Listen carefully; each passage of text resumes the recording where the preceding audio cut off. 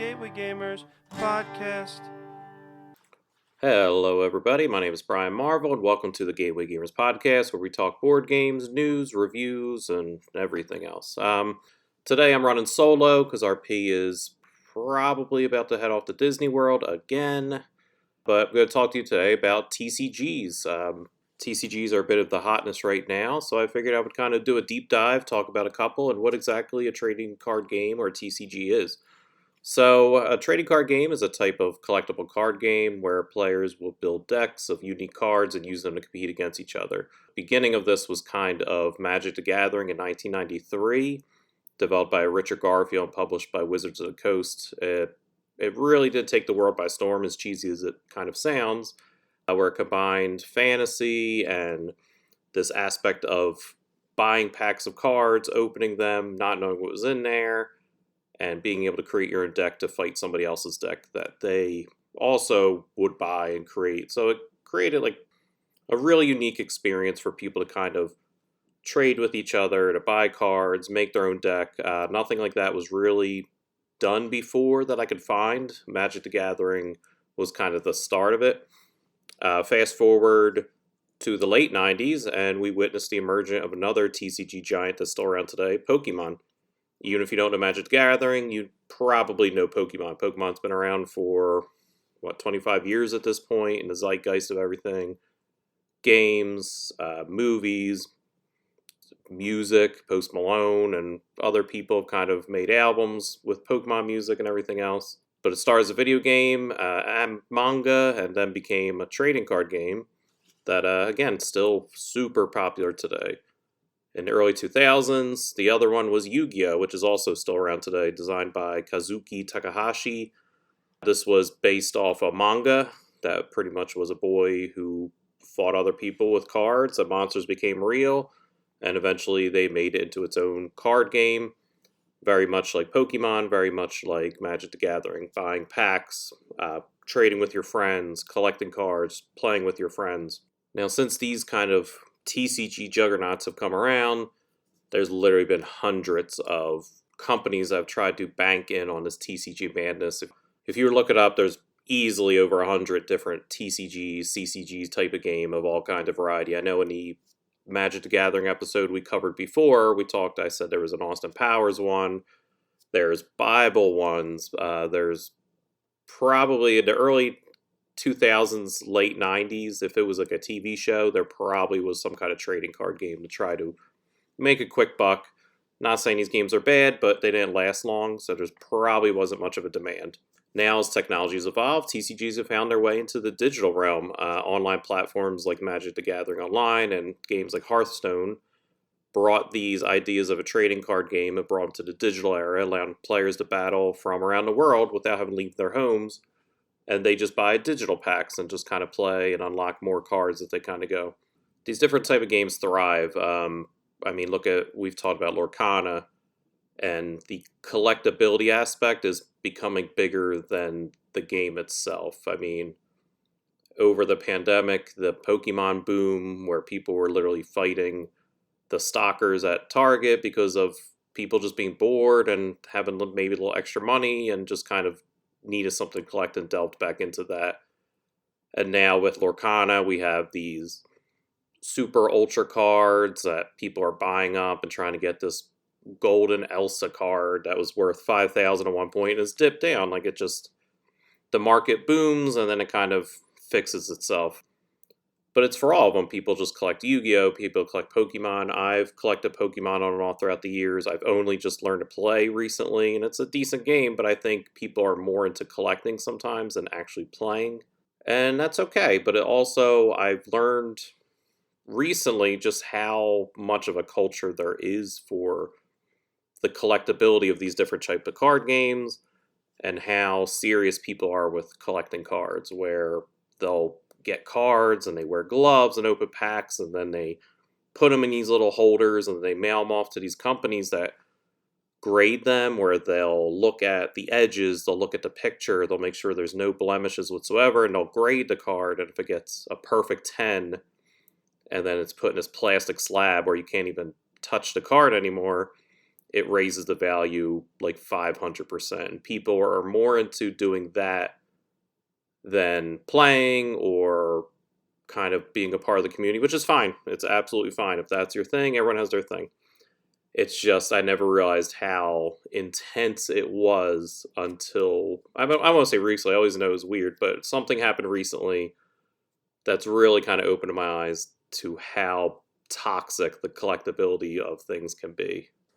One example being very recently, Pokemon and the Van Gogh Museum have teamed up and collaborated to celebrate the 50th anniversary of the Van Gogh Museum.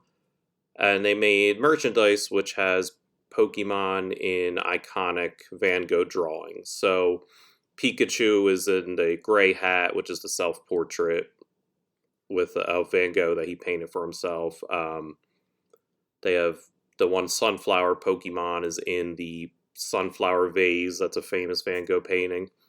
Very cool. I like these kind of collaborations. I like these type of different things they do.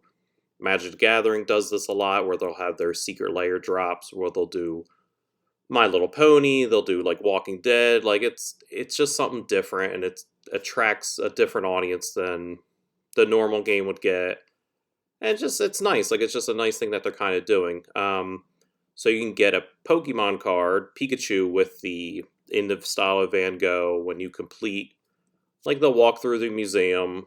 That's meant for children. So the big problem is they're also selling some other merchandise like shirts and journals and different things with all the different art styles on it. Again, perfectly fine. However, the other day when it opened, it was a madhouse. Like normally you go into a store and it's nice, calm, people grabbing things. There might be a line. If you look up videos online, it's 30, 40-year-old men running in, pushing people out of the way, grabbing everything they can, to the point that I think today, as of now, October 7th, they're pretty much sold out of everything. Like everything. And what that is because of the aftermarket. So these Pikachu cards were getting like snatched up. People were able to get multiples of them, even though they weren't selling them. And they were putting them on eBay and putting them for like $500, $600, if not more. Not saying they were selling for that, but that creates the market of, oh, these are super sought after, go $500, and other people try to get them, and they're selling them for that much. They're not worth that much. They're pieces of cardboard, and they're neat, but it's like you don't need them, and it's the aftermarket and these flippers, which is like a big thing right now for everything. Like PlayStation 5 had it for a while, where people were snatching them up, selling them for more. People are stupid enough to buy them.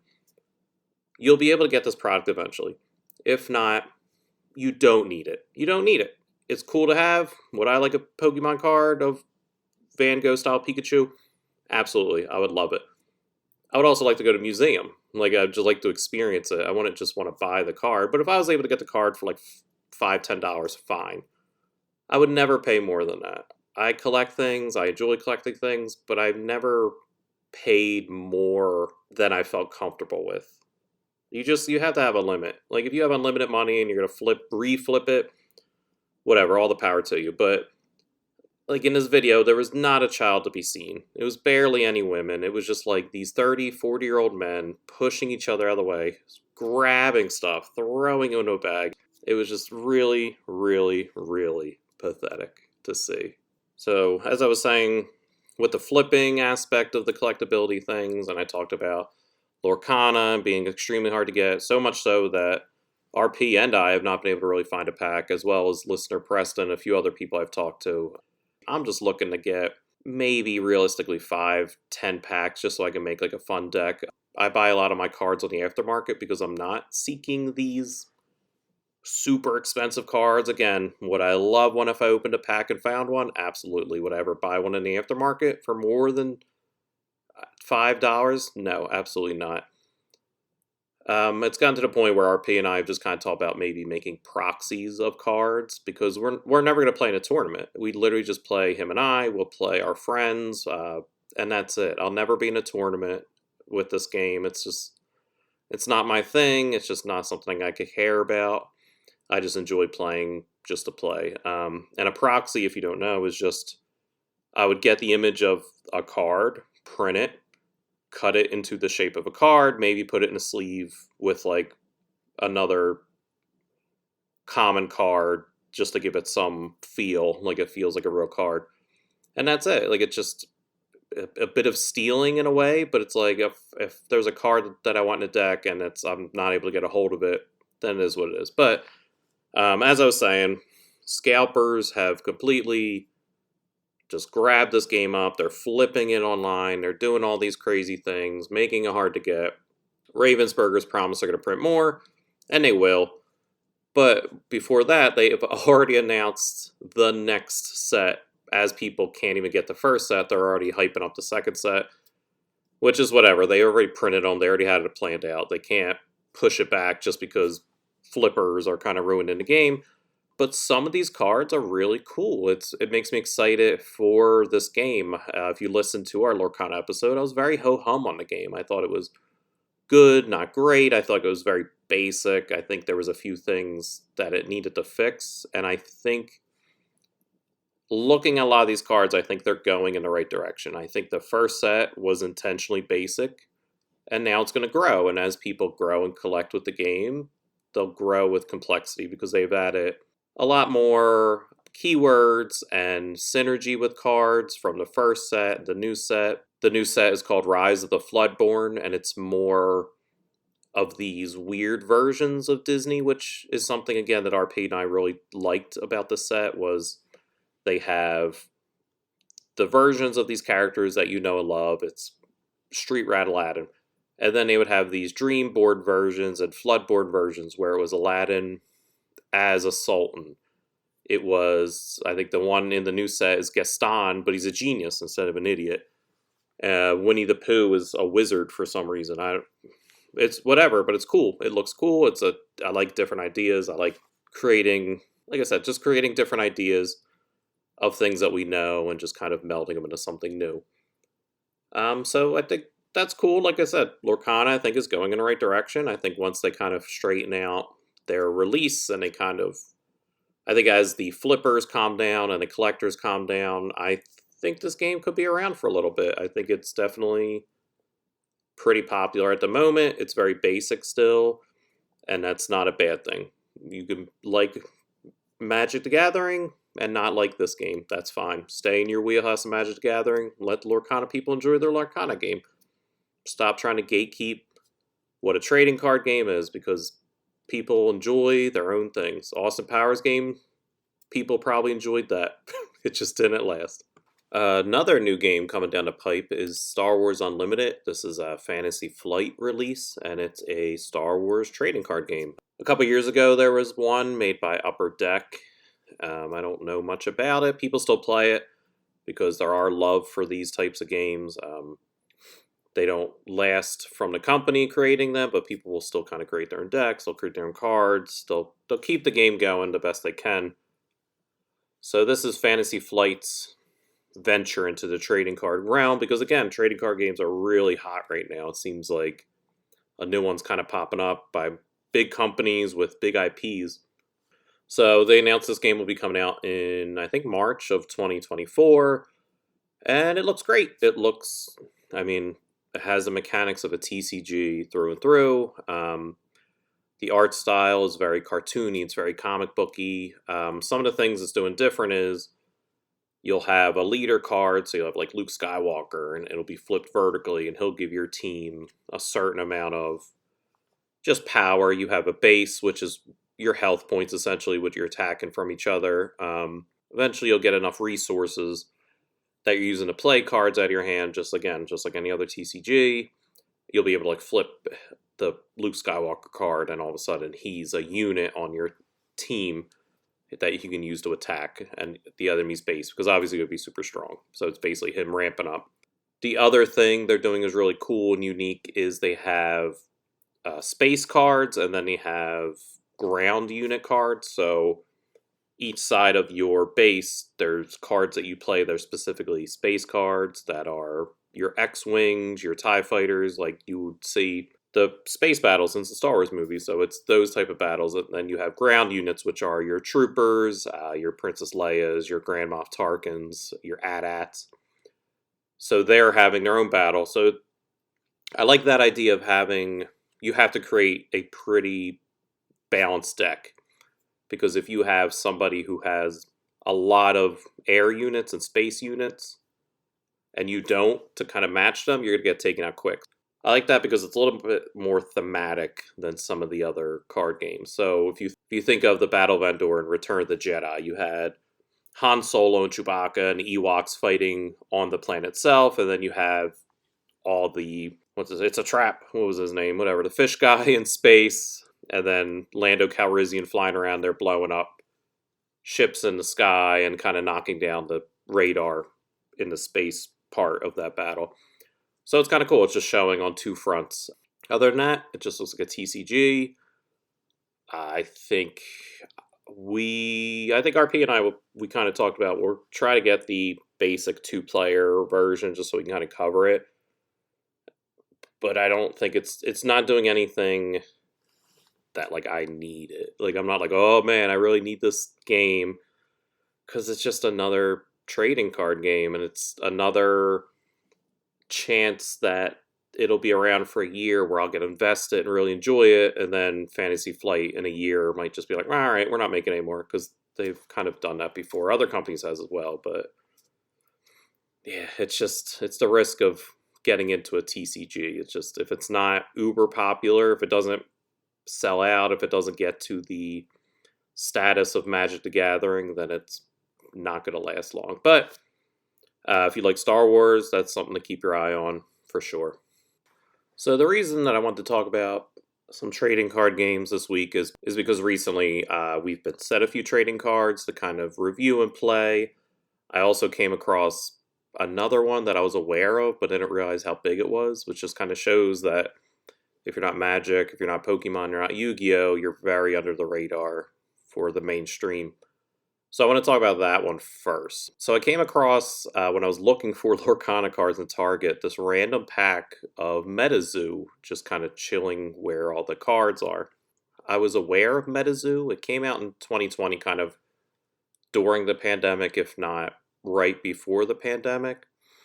And it gained a lot of attention on Instagram, but like it just seemed very cultish. I don't know. Like it just seems very odd. Like I don't know anyone who plays it, but it just seems like everyone who collects it is like a rabid collector. So it just kind of creates a trading card game like any other, but it makes like cryptids and urban folklore and legends. So it's just like Bigfoot, the Mothman, Jersey Devil, like that kind of thing. And other than that, it's just a card game. The art is fine. It's not for me. It's very busy. The creatures just kind of look like a little childish cartoony, and then the backgrounds are just very busy with forest and everything else. And I know this because that random pack that I found, I was like, you know what, let me grab these to see what these are. Because again, I was aware of it, but I'd never like seen a card in person. So I went up to go buy it at like the self-checkout, and I wasn't even scanning. And the lady was just like, just take it. Because it wasn't even registering as a product. I think someone must have been trying to steal like a starter pack or something, and a random pack fell out. So she was just like, just take it, whatever. So I took it, opened it, looked at the cards. Well, these are great. And then just kind of throw them out. I could have had something expensive. I have no idea. Because I don't care.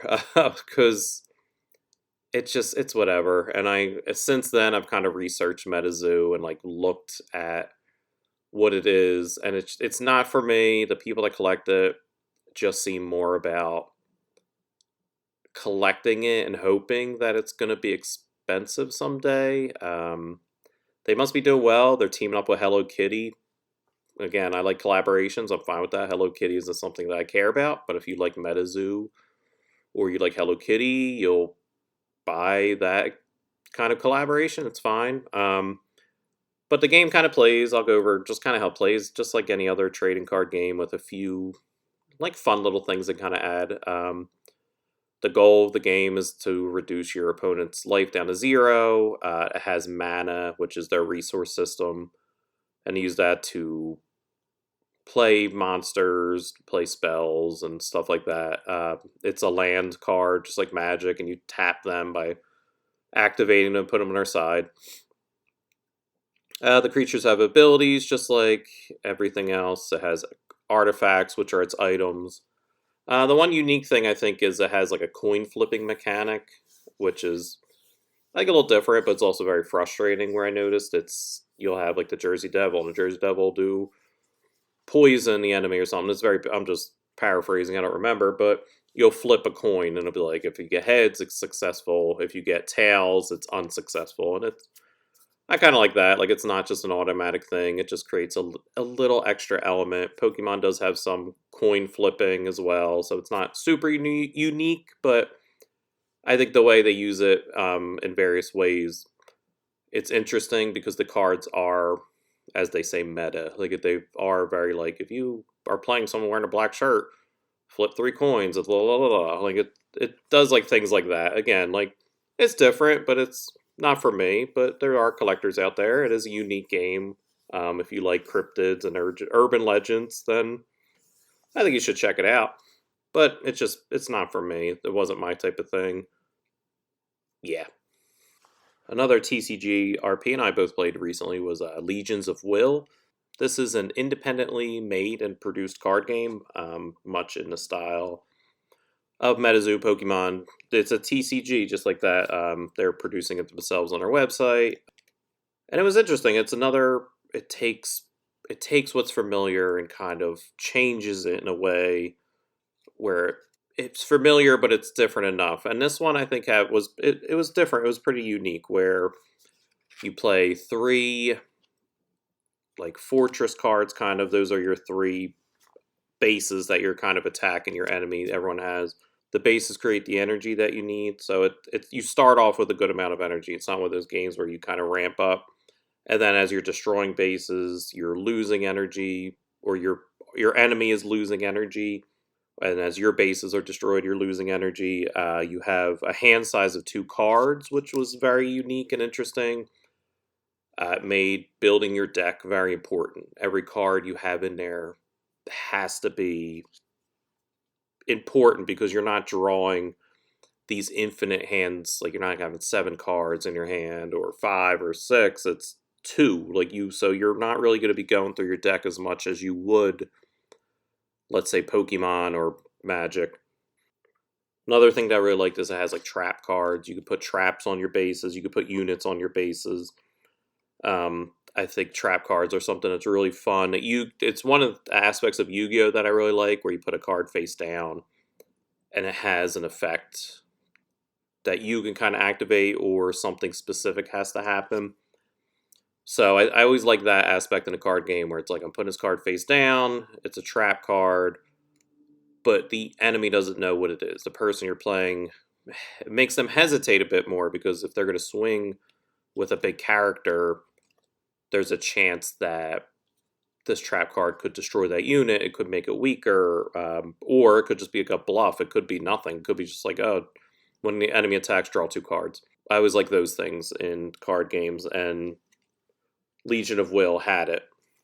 Now, with being an independent card game, one of the bigger gripes that RP kind of had was the art is very inconsistent. They're using a number of artists, so you're getting a mixed bag of artwork.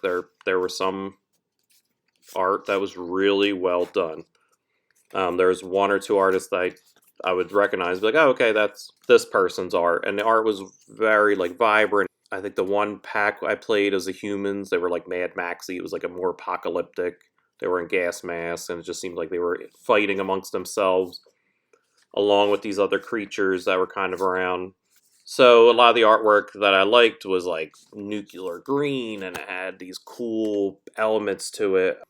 The one artist I really liked drew a lot of the sea creatures that were in the game, and they were just like really well done, and like they were very basic. It was very neat, where it would just be like a jellyfish, but just a very muted, basic background. It wasn't busy, but the art was really well done. And with that, you're going to have not so great artwork. There was a few art we kind of came across where it was like almost laughably bad, and it was a shame But I'm not going to knock it for that because it is an independent game and it's in its infancy. Because if you go back to the first couple sets of Magic the Gathering, there's some questionable ones. If you think of Magic now and it's beautiful artwork, that's because people are literally probably just learning to get into the business so they could draw for Magic. Look at the first couple sets of Magic the Gathering. They were not great. So I think this game has a chance to grow. I like that's independently kind of produced and made. It didn't feel like independently made. The card stock's great, like better than some big games, honestly. Like, it was a little thick. Like, I like that. I feel like if I don't sleeve them, they'll last. And the game was fun. Legions of Will, it's called. I think you should check it out. Check out their website. Check out the artwork. Check it out if it's for you. I liked, again, that small hands. Everything you did was really important. Because of such a small hand and how everything was, there wasn't a runaway like battle. Like, it was always kind of close whenever the couple games RP and I played.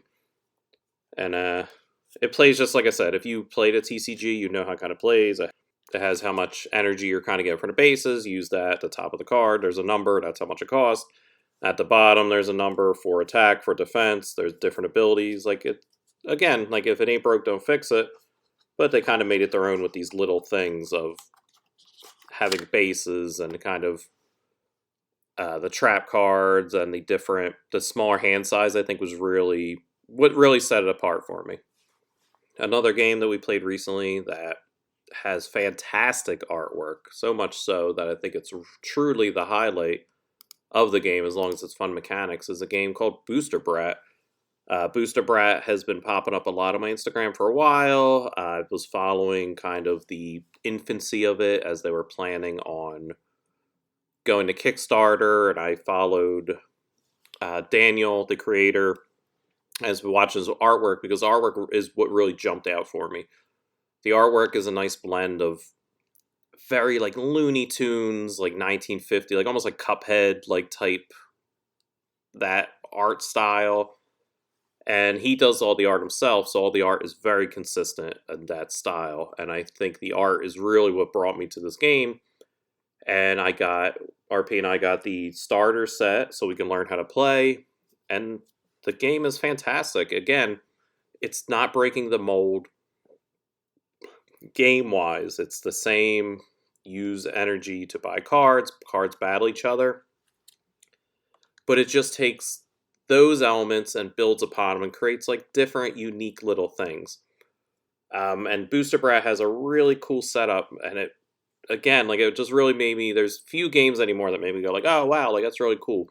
When I pulled this game out and set it up, you're told to kind of have binders, like if you're a card collector, you kind of know, like the baseball card binders, the 9 pockets, and there's a setup, and the setup for the game is putting the cards in each pocket, and that's your player board. It's really unique, it's really clever, it really stands out, and then each spot has a function. There's your trash, there's your where you play items, there's spots where you put like setting cards, which kind of affect your whole play, will affect the monsters that you're kind of playing. Where again, it's nothing new, but it's just that mechanic of easy setup and having a spot. Like, it's really unique and it really stands out. This game was made with love.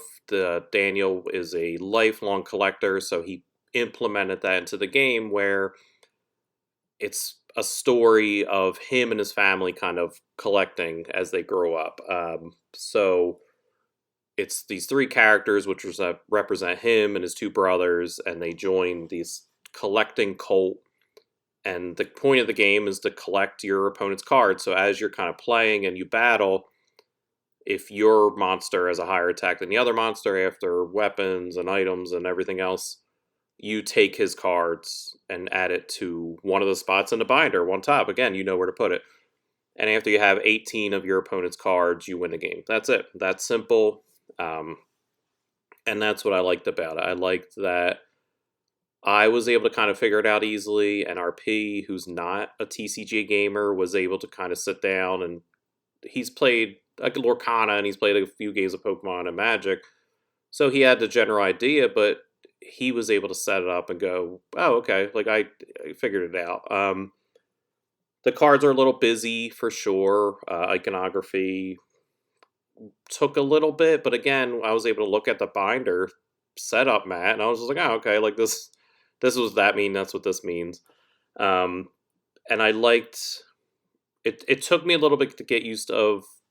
There's each card has like a story it's kind of telling. So as you're playing, there's a lot of text, and it's kind of like this character is doing this, and they feel brave, and that's actually a key word that affects another card. It took me a little bit where it's like if you're brave, then you have +2 attack. If you're this, then you have -2 attack or whatever. It was like something not exactly that, but something similar. Where it took me a little bit to go like, oh, okay, if it's bolded, that's a keyword. Like it's not a keyword like magic where it's just like guard and haste and stuff like that. But it was unique. It was different, and I would recommend it. It's already on Kickstarter at the moment. It got funded within an hour. They're past their goal. They're just adding more stuff to it.